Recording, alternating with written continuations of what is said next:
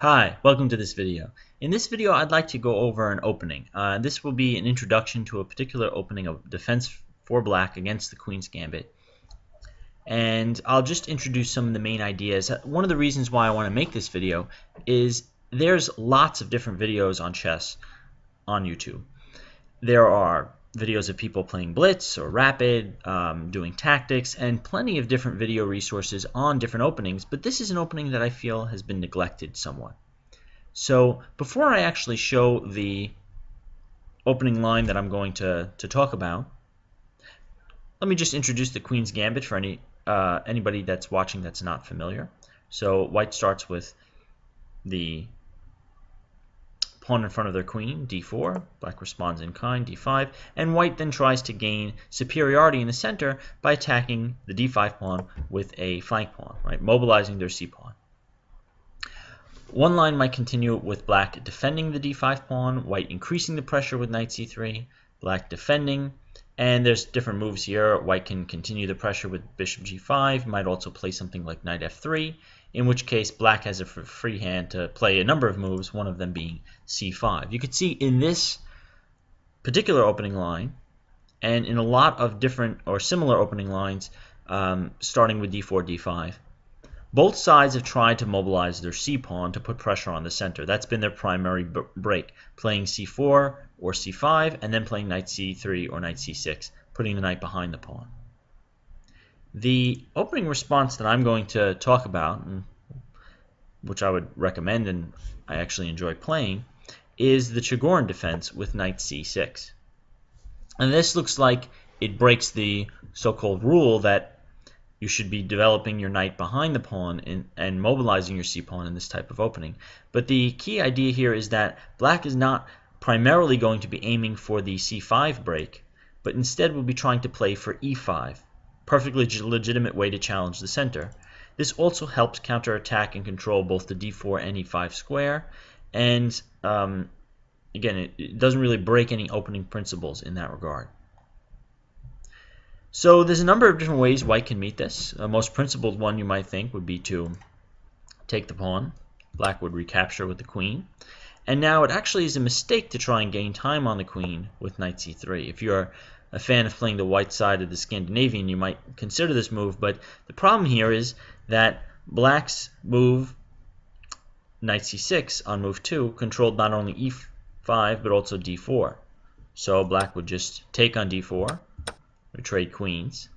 And now if white tries to counterattack with knight d5, black has two different options. One would be to try and win the rook in the corner, after which white can do the same, and black is up a tempo in an otherwise symmetrical position.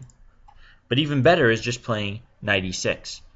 This might block black's development slightly, but it's better to be up a pawn, here the c7 pawn, than just to be up a tempo in a symmetrical position. So knight c3 on move 4 doesn't work out well for white. Instead, they have to tend to this weak d4 pawn. One way of doing this is to play knight f3, and there are other moves I might cover in future videos. Black then responds, again challenging the center, playing the e5 break. And the key here is that now if white tries to once again gain tempo on the queen, black is in time to pin the knight with bishop b4. So this kind of gives you an idea of the types of positions you get in this opening. You get free and easy development for most of your pieces. You don't get a lot of pawn weaknesses.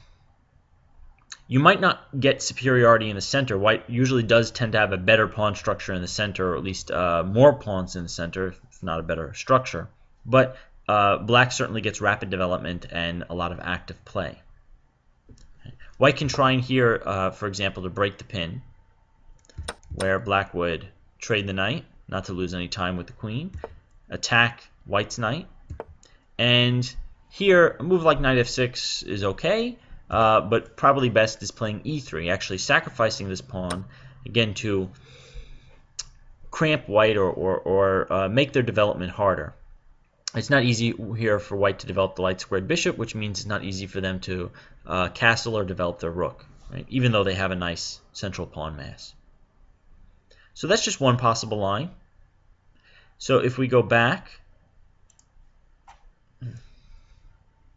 white is not forced to capture this pawn, but instead can try and increase the pressure on it before trading, after which black has a number of options, one of which is to play knight f6.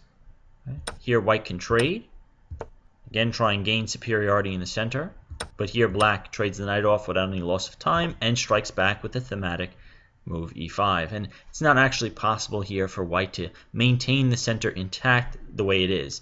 It's going to either lose some flexibility or white will run into tactical problems. Right? Another way that white can play in this position is to preemptively defend the d4 pawn. And there are different moves here. For example, black could play bishop g4, threatening to take the knight that's defending d4. Black also can strike at the center immediately with e5. And one possible line is white taking, black throwing this check in, bishop b4. Black would not want to take on c4 immediately because then white can trade queens. Right? So if I could throw that on the board. We take here, white trades queens, and this is probably slightly better for white. So instead, black first plays this check. White will block the check. And now black will take on c4 because if white trades on b4, then it's white who loses the right to castle, not black. And of course we take on b4 at the end of this line. And it's an interesting, fairly balanced position. Somewhat unusual one, but one that if you know better, you could probably outplay your opponent. So I hope you like this overview of the Chigorin defense. I will try and go through some of the lines I've shown in more detail in future videos. Until then, thanks for watching.